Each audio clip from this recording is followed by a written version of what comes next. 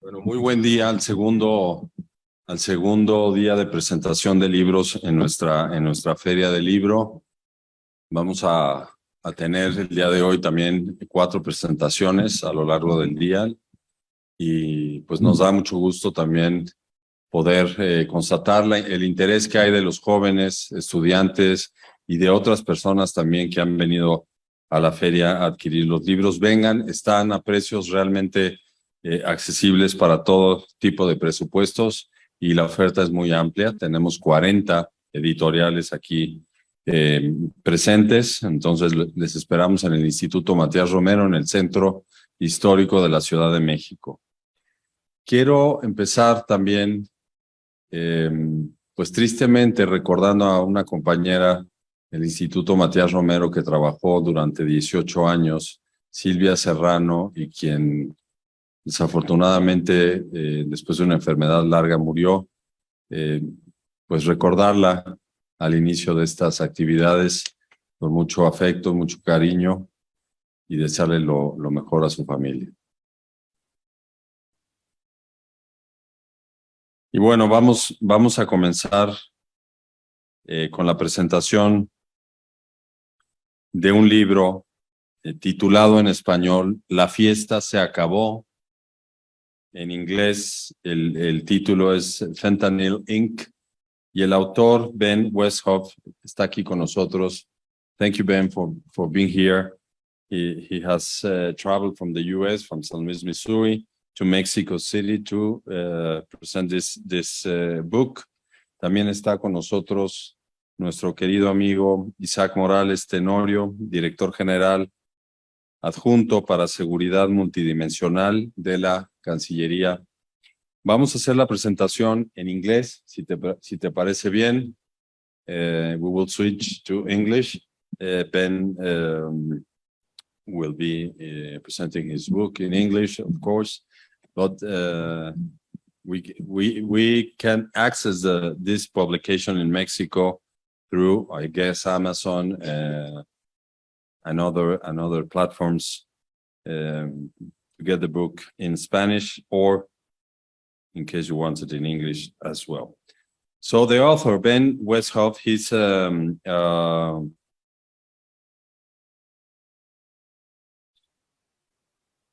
journalist dedicated for investigation. He has a number of books translated all over the world, including the one that we are going to present, Fentanyl Inc. Another one is How Rough Chemists Create the Deadliest Way of the Opioid Epidemic. He has been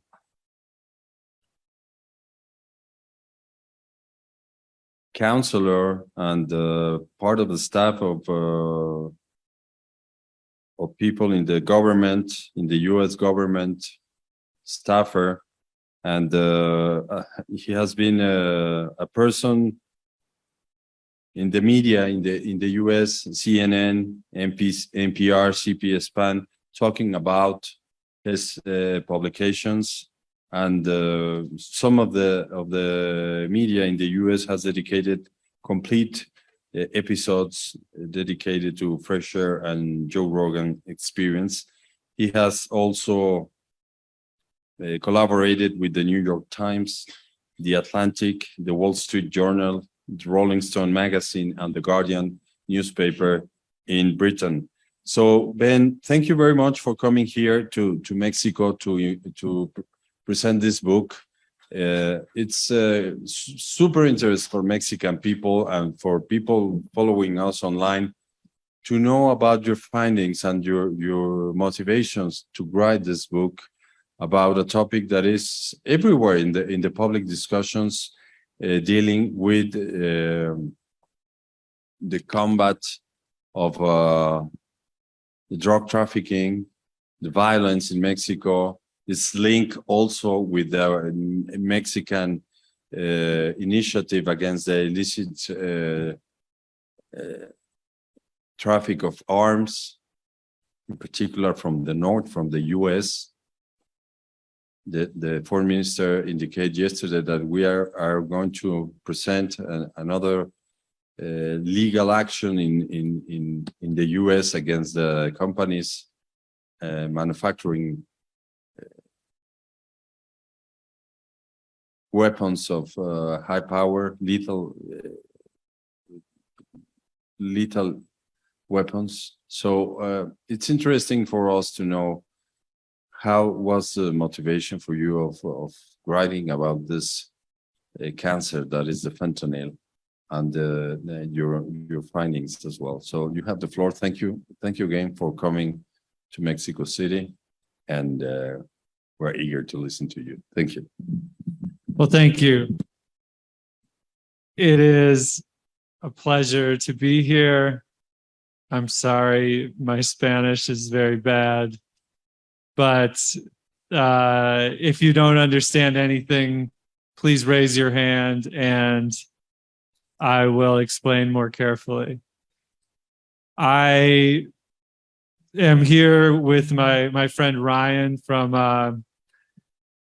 the United States, and at the end of this presentation, I'm going to ask one question, and if anyone can answer, they can have this copy in Spanish of my book, so pay close attention.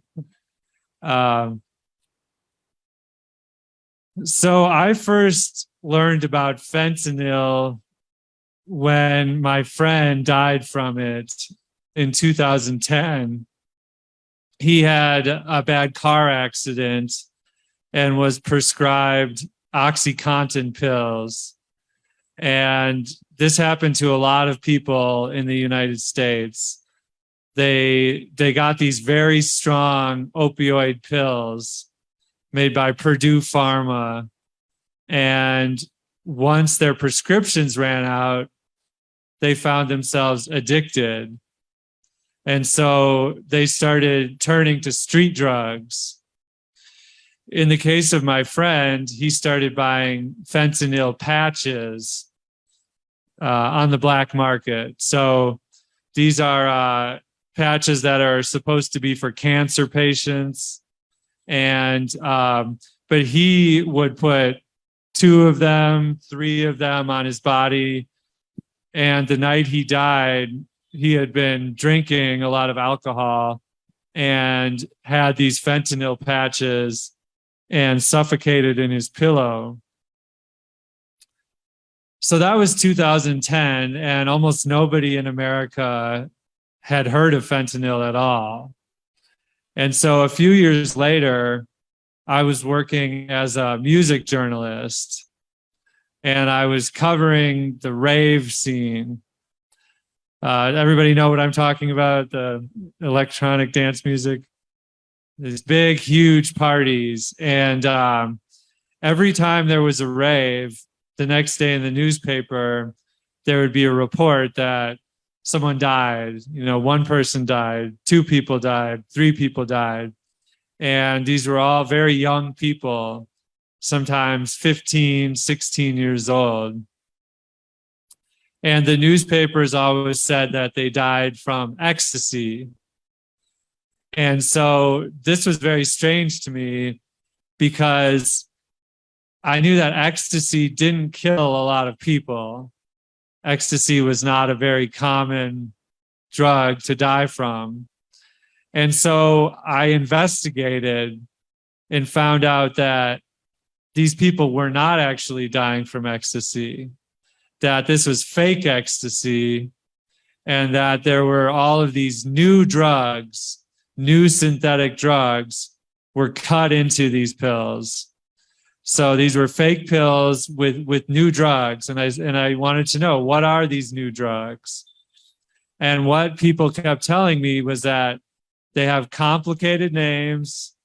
They are all synthetic, all made in a laboratory, man-made. You know, like marijuana, heroin, cocaine. These drugs all come from natural plants. But these new drugs all came from the laboratory. They're all synthetic. And the most dangerous of these new drugs was fentanyl. And so this investigation is what inspired my book. And on the rave scene, so many people were dying that the people started taking measures to stay safe. And this is called harm reduction. Is anybody familiar with the phrase harm reduction? Basically, it's kind of the opposite of the war on drugs. So the war on drugs says, if someone is using drugs, we should put them in jail. We need to scare people to not use drugs. But harm reduction is a philosophy that says if people are going to use drugs, we should try to make it so they can use drugs safely. And we should give them information and help them understand these drugs. And so I started to learn about harm reduction. And what I was most curious about was where these new drugs come from. So in the United States, we get our drugs from places like Colombia, makes most of the cocaine that's in the United States. The Mexican cartels are trafficking most of the heroin, most of the methamphetamines, and even most of the marijuana until recently. Now marijuana is starting to become legal in lots of states in the United States. Is marijuana legal anywhere in Mexico? Or no? Not yeah. So but everyone said all of these new drugs are made in China, and no journalist had ever done any reporting on this issue. And so I was so curious, I went on my computer and I just Googled how do you buy fentanyl in China? And all of these different web pages came up. There were like dozens and dozens of different companies that you could just, with one click of the mouse, just order fentanyl right online. And this is very shocking to me. And I learned that different types of fentanyl were actually still legal in China. And so there was a whole industry. It's called a gray market industry. So the black market are things that are illegal, right? But the gray market was dedicated to drugs that were illegal in the West, illegal in Mexico, US, Europe, but legal in China. And so these companies made a lot of money selling these drugs to be smuggled into the United States and also selling them to the cartels here. So I started talking with these salespeople. We were on Skype. All of their information was right there on the internet, their email address, their phone number, Skype number. And so I made a fake identification. I pretended to be a drug dealer. And I said my name was Johnny Webster. And I had a fake avatar, a fake picture. It was like a surfer bro. It had big hair. And I said, my name is Johnny Webster. I'm a drug dealer. I want to talk to you about fentanyl. And they told me all the information. They said how much it costs. And I said, how did you get involved with this work? How did you become a fentanyl salesperson? And they said, well, in China, we don't know what fentanyl is. Nobody takes it here. We just sell whatever chemicals we can that are legal. And I said, okay. And I said, well, if I ever came to China, could you show me your lab where you make the fentanyl? And then some of them said yes. And so in early 2018, I bought a plane ticket and I went to China. And my wife was very concerned about this.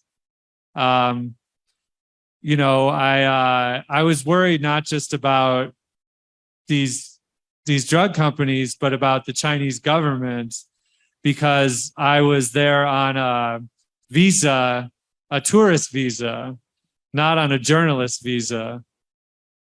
Because everyone told me, you don't want to get a journalist visa because the government will give you a babysitter. They will follow you around. They will tell you where to go. And so I got a tourist visa. And even though that was breaking the law, when I arrived, I was very paranoid. You know, in China, there's cameras on every block, and they're like, you know, facial recognition. When I got to my hotel, the phone was ringing. I took it off the hook. I locked my door. But when it came to visiting these chemical companies, it was very, very easy. They had their address right on their webpage. So I just showed up at the company and I said, hello, I'm Johnny. I was met at this one company. It was called Yuan Cheng. And this company was based in Wuhan. So this was before coronavirus. This was in 2018. And I determined that this company was making more fentanyl precursors than any other company in the world. So fentanyl precursors are the most important ingredients to make fentanyl. So this company made all these fentanyl precursors and shipped them across the ocean to the Mexican cartels. They finish the fentanyl and then they send it across the border to be sold in the United States. So this company in Wuhan called Yuan Cheng, I came to the front door and I was met by the salespeople and they said, sure, come on in. And they gave me a tour of the building. And I was very shocked to see the sales floor. There was hundreds and hundreds of young salespeople sitting at cubicles in front of desktop computers. They were on social media, on Skype. They were selling these fentanyl ingredients just like it was any other chemical. You know, this was a very professional company that all of the salespeople were chosen because they were good at English. And they were, you know, selling, as far as I could tell, millions of dollars worth of chemicals, but their most profitable ones were the fentanyl ingredients. And they were also selling anabolic steroids. Does everybody know what steroids are? Like, you know, muscle pills. And so, again, these chemicals are in the gray market. The fentanyl ingredients, steroids, they're legal in China, but illegal in the West. And so they gave me the tour of the facility, and then they even introduced me to the CEO of the company. And he was sitting right there with the other salespeople. And he didn't speak much English. I don't speak any Chinese. Don't speak Chinese. I don't speak Spanish. I don't speak much of anything. But it wasn't until later that I got home that I called the CEO with a translator and I came clean. I told him, I said, you know, I'm a journalist. I want to know, you know, how can you sleep at night knowing that you're selling all of these chemicals that is causing the biggest drug crisis in American history? You know, 100,000 Americans died in 2021, and almost all, you know, the majority was from fentanyl. And I said, you know, how can you, you know, how can your conscience, you live with your conscience with this? And what he said was, well, we don't know what people use these chemicals for. He said, there are lots of uses for these chemicals, not just for fentanyl. And plus, it's legal in China. So, we're just following the law. What I found was that this is not true, that these chemicals can be used for other things. I talked to chemists and they said, no, these chemicals are only used for fentanyl. And so I did that. I came back home. I published my book, and I thought that something was going to happen to this company. And finally it did. There was the US Department of Justice indicted the CEO, and they put a $5 million reward for information leading to his capture. The thing is, though, he will probably never be captured because China does not have an extradition treaty. Do you know what I mean? Like, they don't have to send him to the US, and their cooperation with the US is getting less and less. And part of that, I think, is because of Donald Trump. During coronavirus, during COVID, he said, this is all China's fault. This is, so the relations got very bad. China said, we're not going to help. So the only way they might capture this guy is if he got on a plane and came to the US. They could arrest him when he got off the plane, or if he went to another country that was allies with the US. But now he knows, so that's not going to happen. So the main thing I learned from all this reporting is the same thing that's reflected in the subtitle of the book, Porque siempre perderemos la guerra contra las drogas sintéticas. So we will never win the war against synthetic drugs. Fentanyl is 50 times stronger than heroin. So that means if you have 50 pounds of heroin, 50 kilos of heroin, you only need 1 kilo of fentanyl to have the same impact. So when it comes to smuggling, it's so much easier to smuggle fentanyl. So trying to stop it is almost impossible. I spoke with Customs and Border Patrol agent at San Isidro at the border, and he said that they intercept less than 1% of the drugs coming across the border from Mexico to the US. And yet we're spending, billions of dollars every year to try to stop this international drug trade. We were just speaking about the history of the DEA in Mexico, this other book about this subject. There's, the DEA has spent so many decades, they're responsible for the death of Pablo Escobar. And yet there's more cocaine than ever coming from Colombia.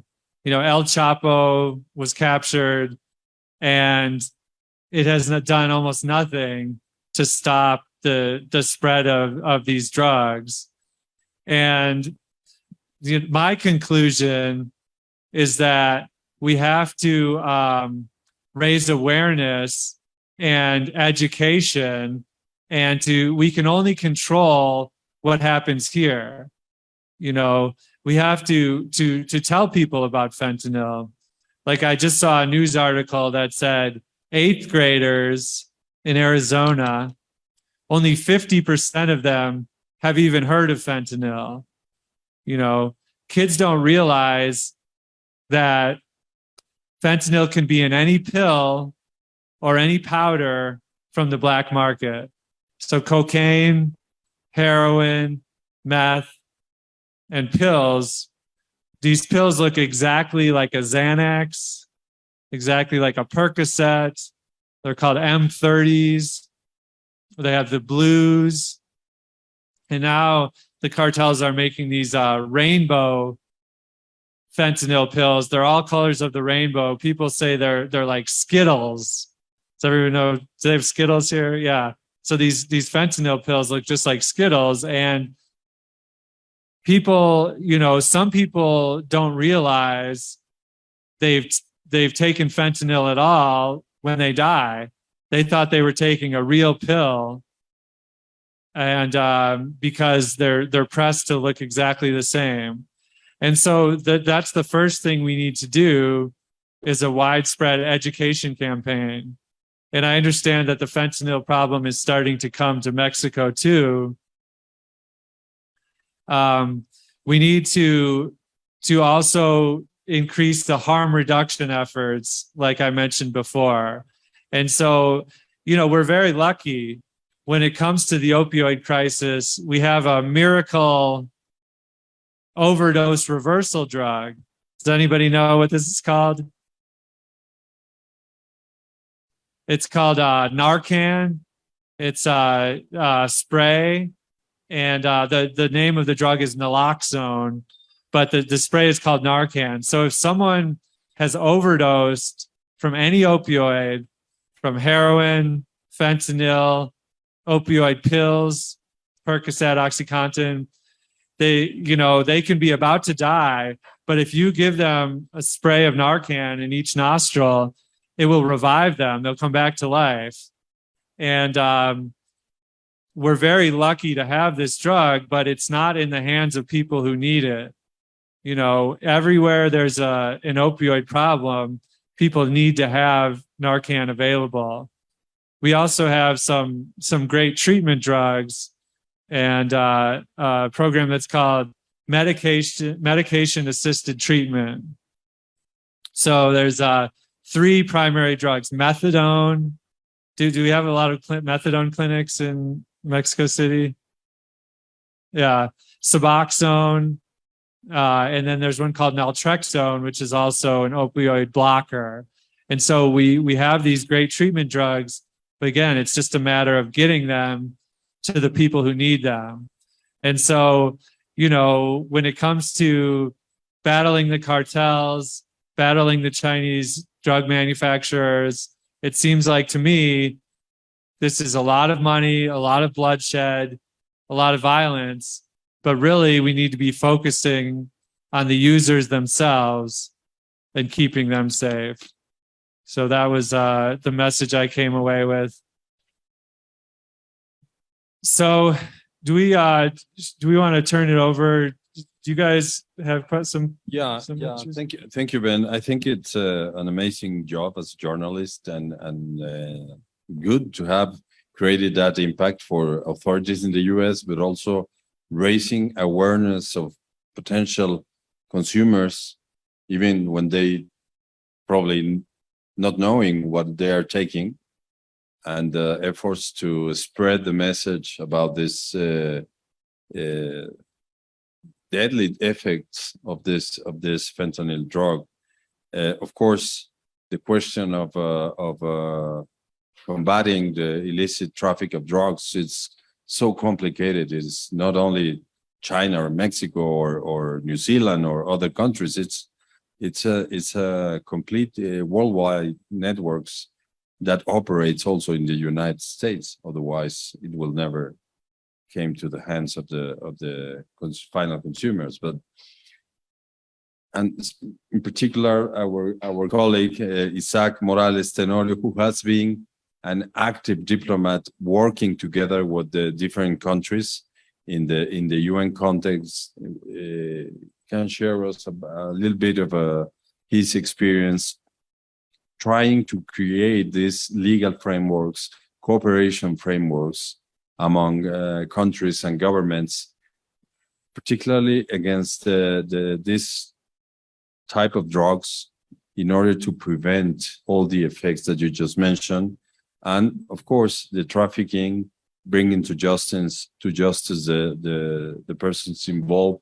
But it's quite complicated. You have been for many years working in Austria, in the UN premises, but also in the bilateral dialogue with the US. So Isaac, thank you very much for being here, and we are glad to passing you the floor to listen to you in connection with what Ben and your own thoughts about this cancer in our society. Thank you. Muchas gracias, Alejandro, por la invitación. Celebro que se dé en este contexto de la Feria del Libro de las Relaciones Internacionales, que se ha vuelto ya un referente, creo, para toda la comunidad interesada en los temas de relaciones internacionales y política exterior. Acompaño el luto que expresaste al principio por la pérdida de Silvia Serrano. Estamos con ustedes desde la Secretaría de Relaciones Exteriores. I have to express that I am really glad to interact face-to-face with Ben right now with regards of their book, Fentanyl Inc., or La fiesta se acabó, porque siempre perderemos la guerra contra las drogas sintéticas. Y creo, por cierto, que el subtítulo es bastante adecuado en español para reflejar el contenido del libro. What a topic, the fentanyl crisis. Such a multidimensional, complex, transnational phenomenon, and by itself represents a real challenge, I feel, to decide the way to address it. So my very initial comment to your book is the assertiveness, Ben, of its content, despite the complexity related to the topic itself. You really help us to go beyond this, I will say, Netflixation of the reality. You really help us to do this. The way that Ben decided to follow, then to present to us a story and at the same time robust analysis brings, I would say, a marvelous narrative. We can qualify this narrative like in between the human lives, I mean the more humane approach, and the more strategic concerns, policies, and political economy in general. Let me also recognize the vivid writing of this text, which I absolutely recommend to you in English or Spanish. By the way, it's great having now this text in Spanish. We found from the very beginning this journalist writing style, link, of course, to the previous works of Ben, but here clearly enriched by the sensation of the experiences. You mentioned your own experiences, your friend, but also those experiences related to the whole investigation you carried, the interviews, and experiences from the closest bubbles where we live, all of us. From small towns in China and big cities in the US, small towns or the border in Mexico, for instance. Going now through the substance of the text, which for me, as mentioned by Alejandro, I am passionate to these topics because also our work trying to get a more comprehensive international drug policy from the international and multilateral discussions. So on the substance, it is key, the affirmation I found in the text, reflecting that this topic goes beyond drugs. It means more political clash between great power politics, indeed, US and China and some others. And just let me read a quotation coming from the book, which I feel it is key to understand what the text offers to all of us. I will read it in Spanish, if you allow me. Arreglar el problema resulta extremadamente complicado. No obstante, porque esta es una historia que va más allá de las drogas. Es un tema político sobre el choque de las dos mayores superpotencias. Es una historia económica sobre el engaño de gigantescas compañías farmacéuticas. Es una historia sobre los estudios superiores y cómo la ciencia universitaria puede salir terriblemente mal. Es una historia tecnológica sobre increíbles innovaciones que están teniendo lugar en tiempo real, una historia sobre genios del marketing. Es una historia psicológica y filosófica sobre el cuerpo humano en conflicto con la mente humana. I sincerely feel that this quotation reflects perfectly what you will find in this text.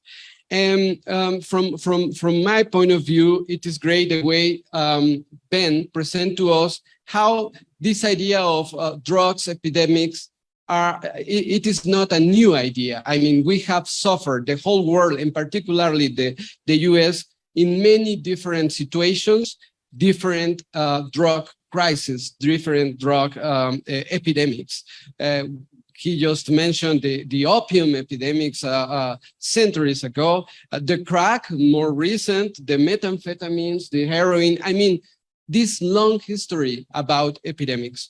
But the issue right now with the current crisis with fentanyl, it is the potentialized debt that brings to this situation.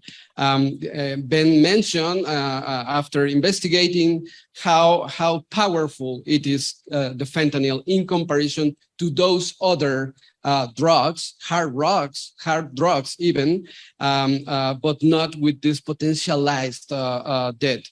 And we can just imagine how with just 2 milligrams, you will kill. It is also great to read through the text, all regarding the new situations, particularly this idea of not astronauts, but psychonauts, right? Or the gamer culture, how between the gamer culture we can find some elements linked to the current market of these new psychoactive drugs. And in the end, we are talking about also youth. It is important to focus on how to deal with this without this more social comprehensive approach.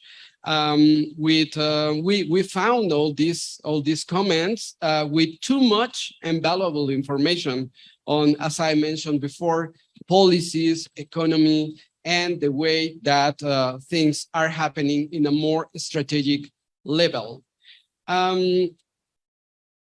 Ben also helped us to go beyond this, I will qualify it as conservative of traditional idea of seeing the world drug problems just as a demand reduction and supply reduction problem. It is not anymore only about producers and consumers. We are facing very complex illicit market linked not only to drug, but also to corporate responsibility. Here is key to tell the story about these big pharmaceutics companies creating the needs and then having no responsibility with regards. In this element, it was very important to me when we see what the government of Mexico right now, and Alejandro just mentioned it at the beginning, is trying to do with regards to arms trafficking. We do need right now focusing on corporate responsibility, on bringing them to more accountability processes, to get the responsibility because they have also helped to create the needs, exactly as they did with the pharmaceutics, with the current fentanyl crisis. It's also very interesting, Ben, the way that you present these new developments, technological developments, and the dark wave, the famous dark wave efforts then to control, but at the same time not to limit the freedom. So it's this tension always right there, which is sincerely very interesting. And also mail, the traditional mail. Before you need to go to buy some drugs with those dealers in very dark cities, etc. Now you receive your drug in your door because of the mail, and many people living and getting profits from it, not because they are dealers, not because they are drug traffickers, because they work for the mail, they work for these companies, etc., etc. It is key also the way that Ben presents some experiences, recent experiences, for instance, the New Zealand approach, which is very different, very interesting, the way that they decide not to prohibit, but actually to intervene, etc. And all this related to the this idea of a new approach, and the new approach concentrated on the harm reduction perspective, on the harm reduction intervention, and following all these elements regarding to harm reduction. And just let me here share from my experience representing Mexico also in this process of trying to build a new international drug policy in 2016 with all these very intense negotiations. We tried to put on the table, Mexico and many other countries, we tried to put on the table the idea of preventing social harm, considering social harm not only as the traditional harm reduction intervention, which is more related to the substitution of the drug or the more health approach, but also those elements linked to violence, the link to many other issues that the market, not the user, not the final user, not the producer creates, but the market. Unfortunately, it was not possible, but sincerely help us then to approach to a more comprehensive view, more humane, I would say, and trying to get a more justice point of view, not crime, but justice. And finally, just a couple of elements. I will add, I mean, I sincerely, when you read the whole book, then you get more questions. You don't get necessarily the answer, but I feel that that is the goal, exactly, to have more questions, then to try to figure how we can contribute to get this new approach in place or to push for. And I will add then through this how we can also manage these trends and activities and mechanisms which works getting profits from the limits of the licit and the illicit. Ben present to us very clear how in China, for instance, some substances are licit and the production of them and the sales of them are licit, while in the West or in Mexico, they are illicit. We can say, for instance, the same regarding marijuana. Right now in Mexico, right now still, we are not in the regulation of the market nor in legalization. So right now it is illegal, but just crossing the border in California, in many other states in America, it is legal. So how to deal with these licit, illicit limits when addressing all these very complex situations. And finally, also I will add the need also to think more about the inequalities that this illicit and complex market produces. When, for instance, having a crisis of overdose in America in the size that it has been presented to us, at the same time we have in Mexico and in Latin America, many and thousands of people dying with pain because not receiving the correct prescription of morphine, just for mentioning an example. So this need of also focusing more on the inequalities created by this very complex market, it is also that I will invite, after reading this very complex, robust, and important book, you to reflect also. Thanks. Thank you very much, Isaac, for your remarks and your questions, because your remarks indeed pose some questions for what is the future of this crisis. And I'll pass the floor to Ben because according to your findings, what is next in this global problem of the fentanyl? Because as you underscored, people probably don't even know that they are taking the fentanyl when they consume a pill, and they die for the effects. So with dealing with other drugs, the solution is legalization, but in this case, it's not possible because it's deadly, the effect of the drug, and it's still too complicated to work together as a countries, given the different incentives for some sectors of the society, for governments, for the different capacities, different budgets to deal with this issue. And we will continue discussing this and that.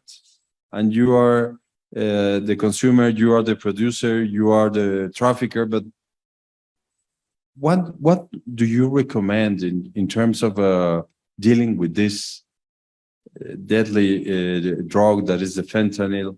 I know you mentioned the raising awareness for schools, middle schools, high schools, but what else we can do as a society from different perspectives? Well, the good news is that fentanyl is not yet a big problem in most of the world, including in Mexico.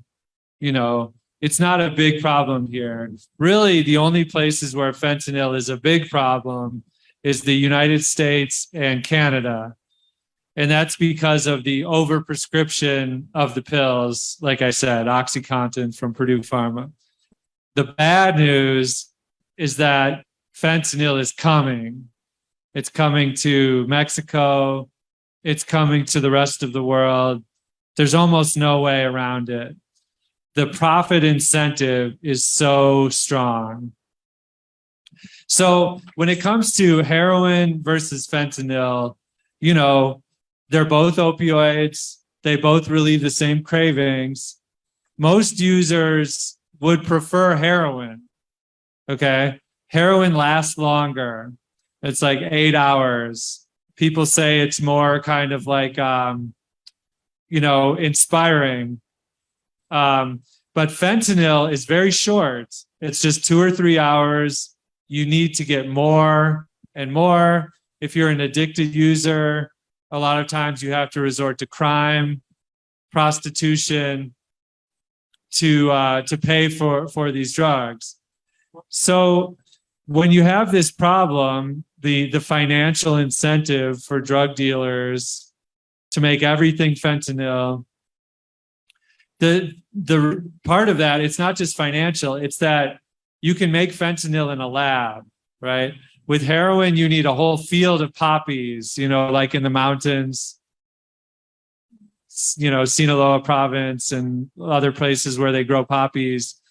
But law enforcement can see these poppies. You know, it takes months and months to grow them, a lot of money, resources. But if you can make fentanyl right in a lab, secret, small, you know, you don't need to wait for rain. It's much easier. Again, that's putting the incentive on fentanyl. So what I think you can do in a place like Mexico is assume that fentanyl is coming. So what can we do to stop it? What have other countries done to stop it?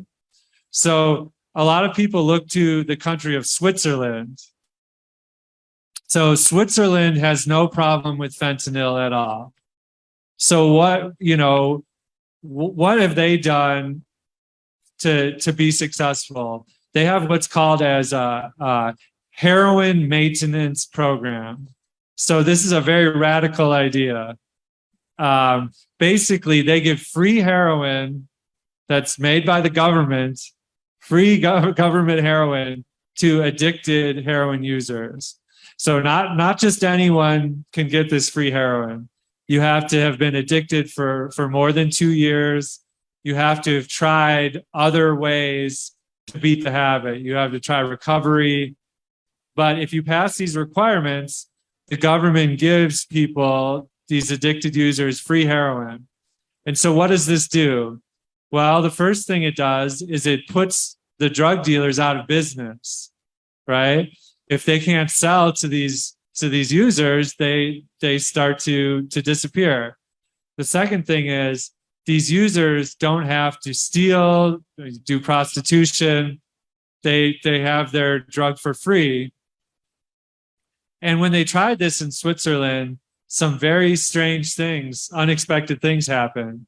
First of all, a lot of the users eventually just stop using. You know, they get older, and all of a sudden one day they say, I don't want to do this anymore. And so they just stop. And these are unexpected findings. And the people who I've talked to the most, the people who I trust the most, say that if we have a program like they have in Switzerland, that's going to help stop the fentanyl epidemic, because the users are not going to be dying so much. The drug dealers will not have so much profit incentive. It's going to make the streets safer. You're going to have less syringes, needles in the parks all around, because people will come inside to these clinics and use legally. So I'm not saying this is a perfect solution, but it would start to be a step in the right direction. A lesson to learn from Switzerland. I wonder if the audience would like to pose a question. You can do it either in English or Spanish. Adelante. Mike.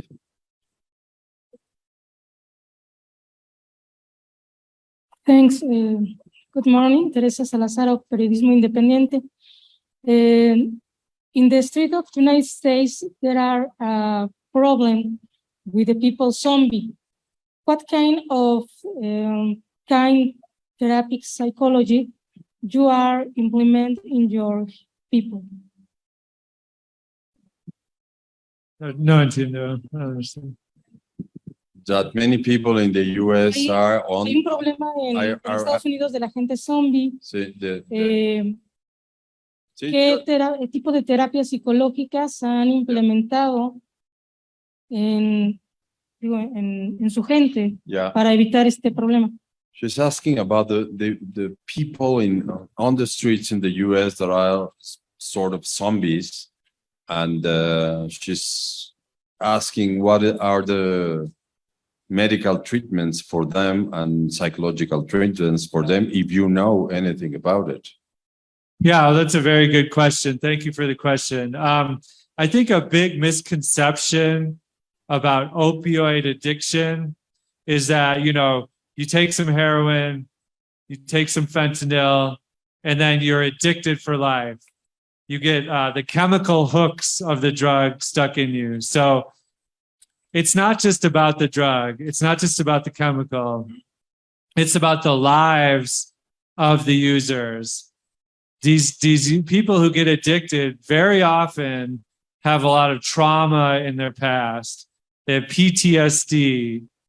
Do people understand what I'm saying? They're living in poverty. They don't have a good job. They don't have a place to live. So every treatment, like you were mentioning, there has to be a psychological component too. Has to be counseling. So ideally, people are getting involved with programs that have, they're called holistic. So it's not just about giving someone methadone. It's about giving someone job placement. It's about helping people find a place to live. It's about giving them counseling for the problems in their past. And what you find is that if people are able to get their lives together, it's much easier to quit these bad drugs. Gracias, Ben. ¿Alguien más que quisiera hacer preguntas? Qué bien.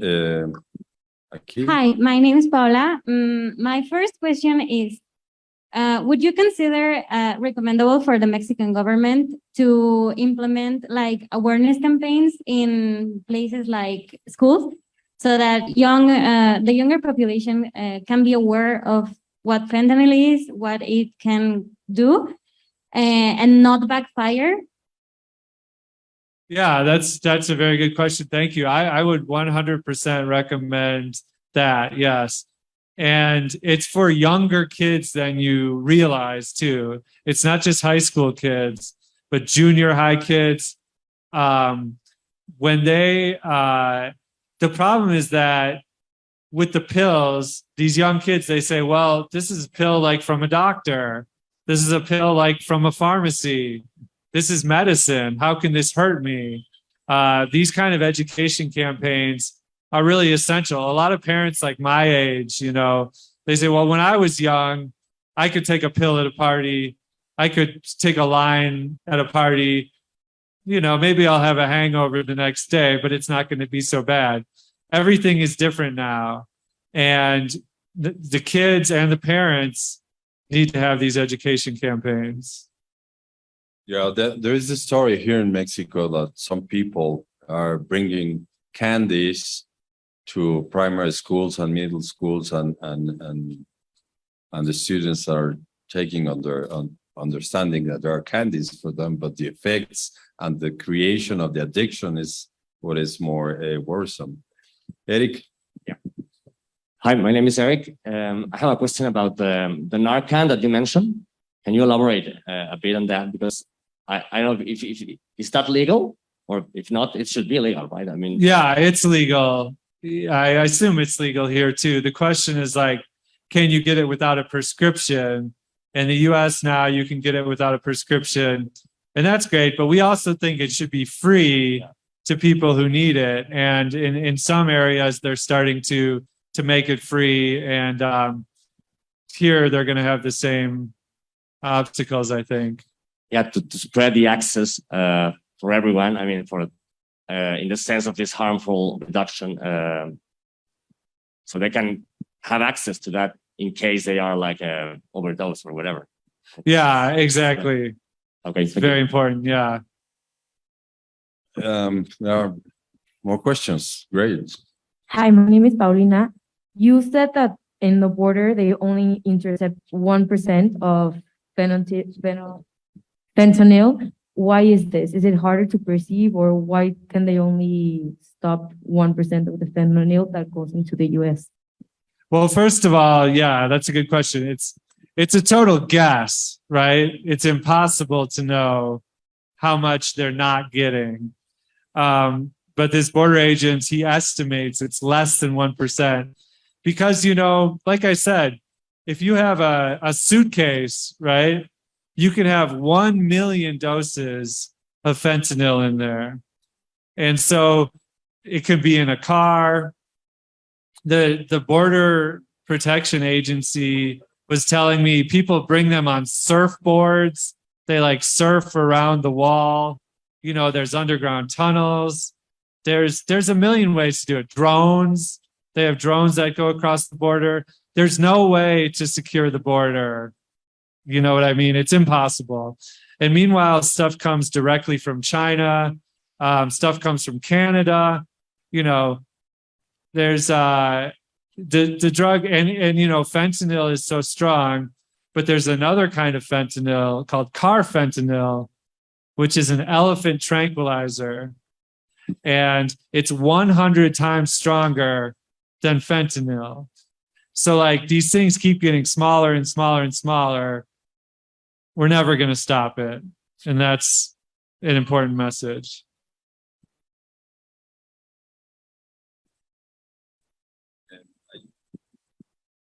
Luego Rafael y luego Isaac hará otro comentario. Hello.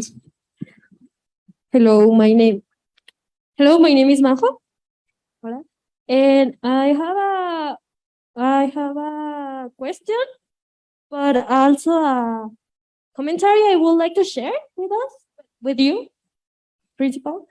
Well, I don't think drugs were such a problem in the past, as the way we develop our social system, it was becoming a problem. We're okay with that, no? Probably it wouldn't be if we weren't too persinados. It's a word we have in Mexico. Persinados is like scared of. Okay, with the topic, and just take the reality who has always been, as you said. I forgot your name. Sorry. And give more information to all the people. Sensibility to doctors and nurses, population in general about overdoses. You know, we are overdose sometimes, and how to help. I think we in the actual way to live with this. No more criminalization about, but more information to the masses. I don't know if it's the correct word, but I think the information is the only way we can survive this war. Also, the question is, do you think there's a correlation between the poor zones, as Wuhan in this case, and the existence of drugs lab? It's all. Existence of what? Drugs laboratory. Labs, the drug labs. It's all. Thank you. I didn't understand the last part. A correlation between the existence of the labs and what? Okay. The correlation between the poor zones, you know, they don't have money and education and these things. Undeveloped areas in different parts. Labs. I still don't understand. Sorry. I think in the more in poorer societies, they're more or less likely to be a Yeah. Oh, okay. The economic resources. Well, I think the main reason it's in China is because, you know, people can make fentanyl anywhere. They make fentanyl in Mexico. They make fentanyl in the United States. Why does everyone buy from China? Well, because China makes everything so cheap. You know, why do you buy everything from China? You know, because they have a chemical industry in particular there with lots of trained chemists. They have the biggest pharmaceutical and chemical industry in the whole world in China. Most of it is legitimate. Most of it is legal, but then this small portion is dedicated to these illicit drugs. Now in Mexico, how is the problem developed in Mexico? And I'm sure that poverty has a big element to that. You know, why have the cartels found these strongholds? These are in areas where there hasn't been a lot of support, where there's historic poverty. And I am sure that these things are connected, like you say. Thank you. Zach, you wanted to make thank you. Just to following contribute comments. after hearing all these relevant questions and comments, just a couple of elements regarding awareness campaigns, prevention campaigns, campañas de prevención, campañas de generar conciencia. Right now, it is important to think on them in a more comprehensive manner. Just to say no, it is not enough. Right now, the traditional way of understanding di no a las drogas, that is not enough. We do need to educate on what the drugs produces. We don't need to end with the stigma about the drugs, because si terminamos con el estigma alrededor de las drogas, se pueden desarrollar más programas de intervención y de reducción de daños. We can then go to get more experiences and innovation, like the Switzerland one you mentioned, or for instance, these new test programs where in different European countries, where in these music festival, techno music festivals, I mean, the authorities know that the young people will get high, will get something. So it is better than to test what exactly they are going to have to get high than to avoid deaths. So, I mean, they'll get high? Yes, the answer is yes, they get high. But no deaths were right there, because then the authorities could and can identify fentanyl, carfentanil, and these many others because right now it is not only two substances. Last Commission on Narcotics Drugs, I mean the UN body dedicated to control substances, review at least 35 new psychoactive substances. I mean, precursors of the precursors. I mean, precursors needed, chemical precursors needed to produce fentanyl. So right now we are facing a race that we cannot win if we do not go to this more education and ending the stigma approach regarding the drugs. Thanks. Thank you. I have a question for myself to Ben. You mentioned at the beginning of this presentation about your trip to China, and you get into the labs, and I assume you were sniffing around what else were they producing. Yeah. Did you find anything that now has proven to be part of another different drug? One thing that's very popular is called synthetic marijuana, K2 and spice. Has anyone heard of these drugs? It's called synthetic marijuana, but it's very different than regular marijuana. This is not a plant, this is made in a lab, and it's much, much stronger. This was legal in the United States until recently. You could buy this at gas stations, and it's basically a chemical that's sprayed onto plants. You can smoke it, but it makes people go crazy in a lot of cases. Rafael Lugo. Hi Ben, welcome to Mexico City. So what is your opinion about the contrasts, about the legal topics, about the pharmacy topics in this context about the drugs in Mexico City on all country? What is your opinion about these contrasts? About the opinion about the what? Legal topic and pharmacy topic with the drugs in Mexico. Sorry. Productions about the general topic in Mexico with the drugs. With regards to pharmacies and dispensing opioids? Yes, these contracts about the legal and pharmacies productions with the drugs. Oh, okay. Well, so the problem in the US was different than the problem in Mexico and the problem around the world. Like in the US, we had too many opioids, but other places, like you were saying, in Mexico, there's not enough opioids.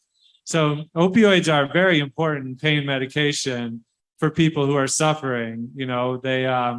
People who have cancer, people who have chronic pain, all these things. And too often they don't get to the people who need it. And so also if you're, in the US now we've been cutting back. We say doctors can't prescribe opioids. So the problem with that is people who are addicted to their pills, like I said, they go to heroin, they go to fentanyl. And there's the same thing is happening in Mexico when people can't receive the proper pharmaceutical pills that they need for their pain. They're going to go find that on the street. And so it's a very careful balancing act. And it's not easy to do, but it's important that people have the medicine that they need. Thanks. ¿Alguien más?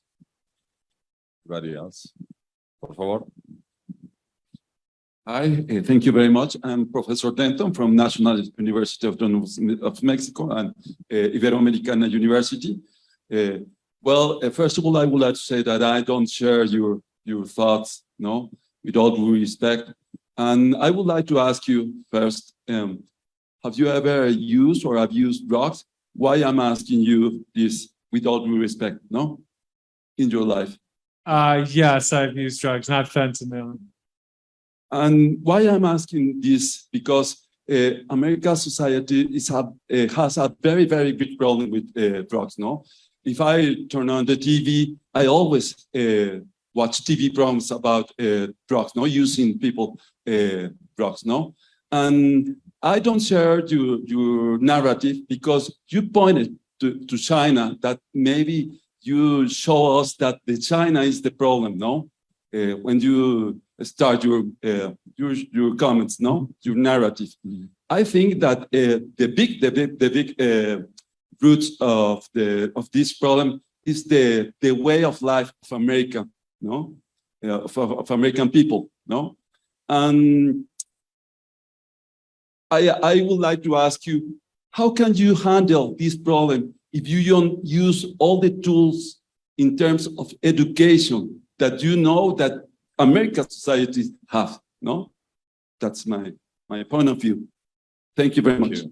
We, of course, as we mentioned yesterday, this event is exactly for that, to debate, to exchange viewpoints, and to don't take it personally, anybody. So, Ben, thank you.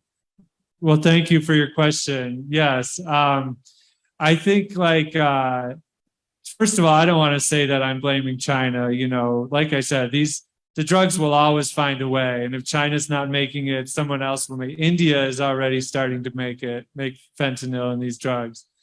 It is most important to do the problem at home, address the problem at home with drug users in the United States. I do believe, though, that not all drugs are the same, right? I mean, everything is a drug. Caffeine, coffee is a drug, chocolate is a drug. You know, these are all psychoactive substances in their own way. Cigarettes, you know, alcohol. Like, alcohol and cigarettes are the biggest problem in terms of death, right? Alcohol and cigarettes kill more people than opioids or methamphetamines or anything like that. We have to decide as a society, you know, what we're going to tolerate, what we're going to allow. And I think particularly when it comes to drugs like psychedelics, you know, LSD, psilocybin, there are certain drugs that have a lot of like potential to help with PTSD, with diseases, you know, with helping people heal. And I think those need to be addressed differently than these drugs of abuse, drugs of addiction, you know, cocaine, methamphetamine, fentanyl, heroin. These are problems that are not helpful in society. And we need to help people not get on these drugs in the first place. And we need to help them beat their addictions if they are on them. But I think like when it comes to marijuana, you know, almost all Americans now support the legalization of marijuana. Marijuana has lots of problems, you know. It can cause young people, especially, their brains don't develop right. People driving while stoned can be more car accidents. There's a lot of problems, but it's easy to make the case that, say, marijuana is better than alcohol, you know, less problems with alcohol. So, you know, I don't pretend to have all the answers, but I do think that we need to look at each drug in particular and address it for what it is. Thank you, Ben. We still have 10 minutes for questions. I think the ping point here is to deal with a huge problem that is causing a number of deaths, and it's part of the drug trafficking worldwide. The question for us that makes important the topic of the fentanyl is that Mexico is part of this traffic between China and the US to bring the fentanyl to the consumers in America, probably without knowing that they are going to consume the fentanyl, but the numbers are there, and the traffickers are gaining a lot of money doing that. So, Nadia, one question, and I have one more for myself. Gracias, buen día. Bueno, yo soy colombiana, entonces entiendo bastante que muchas de las políticas en cuanto a manejo o reducción de drogas que circulan por Colombia, salen de Colombia o ya hacen tránsito en México y llegan a los Estados Unidos, las orientan netamente a un sector informado. ¿Me explico? O sea, nosotros sabemos de la política existente y sabemos cómo se desarrolla, pero mi pregunta va a ¿cuál sería un mecanismo idóneo para llegar a esos sectores que no tienen ese acceso a la información y que hacen parte de ese puente, ¿no? Porque la cadena productiva en Colombia es impresionante y la sustitución de cultivos no funcionó, la erradicación manual no funcionó, la erradicación con glifosato tampoco funcionó, y pese a que se impulsó como una política antidrogas impresionante en los últimos 20 años, ha sido un fracaso. Entonces, ¿cuáles serían unas herramientas idóneas para que este alcance y que la política antidrogas vaya más allá de ser eso, una mera política en papel, que en papel funciona, pero en la práctica no ha dado resultados? I did catch that you're Colombian, so I got that much. Well, she was saying that she knows part of the policies that governments implement against the problem of drug trafficking are not necessarily effective when it comes to implementation and combat the production of drugs. And si entendí muy bien, your question is, what are the good tools to put in practice to tackle down this problem within the government policies or beyond the government policies as a society? Yeah, that's a good question. That's something I think is very overlooked in this conversation, especially in the United States. We say, all these people are dying, you know, we have to stop the Mexican cartels, the Colombian cartels. But something that's really missing from this conversation is all the people who are dying because of the drug trade in Mexico, in Colombia, you know, something like 30,000 murders per year in Mexico.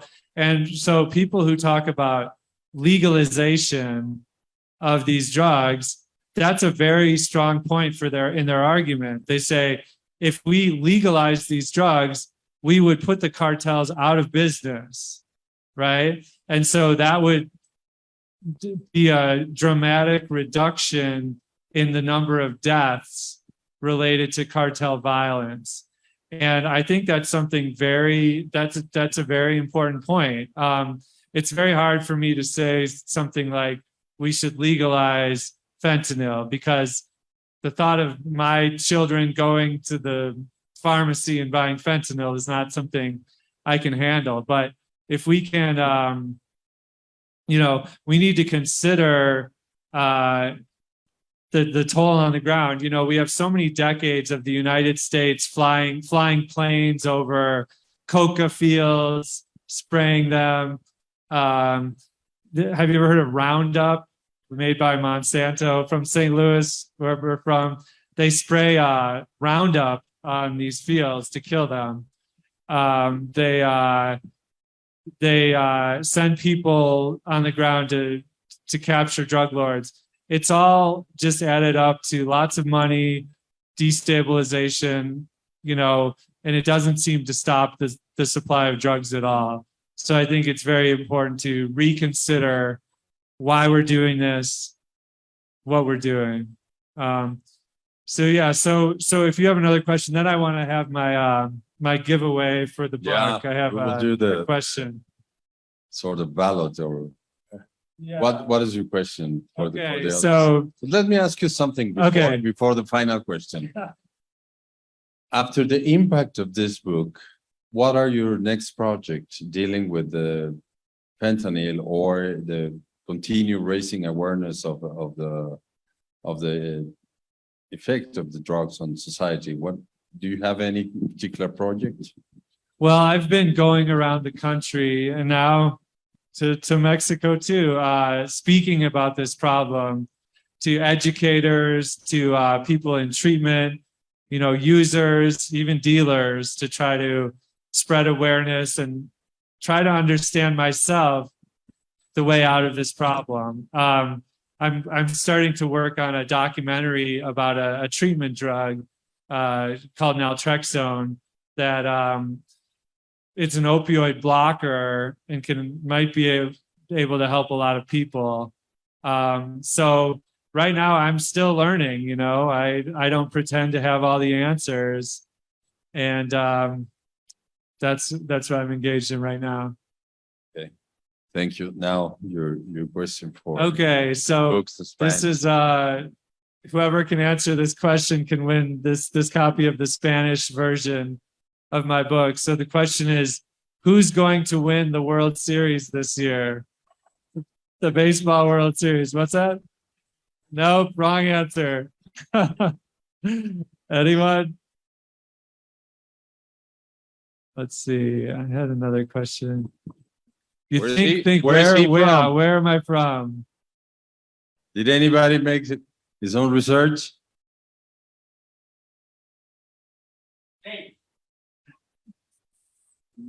So many wrong answers out there. A red No, bird. okay, let me ask Eyes one all more. over St. Louis. All right, you won. Congratulations. Thank you. All right, here you go. Well, thank you very much, Ben, again Okay.